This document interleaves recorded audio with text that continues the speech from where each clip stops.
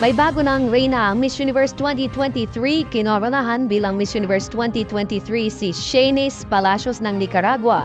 Nagwagi siya laban sa Miss Thailand at Miss Australia. Tagumpay na nakapasok si Miss Nicaragua sa top 20, top 10 at top 5 hanggang top 3. Marami ang napabilib sa kanyang final Q&A answer. Di ko namang makapasok sa top 5 ang pambato ng Pilipinas na si Michelle Diet na nakalusot sa top 20 hanggang top 10. Maging una sa balita, i-text ang News 2366. Manatiling nakatutok sa Shine Network para sa mga nagbabagang balita kaugnay sa Miss Universe 2023. Magandang hapon po.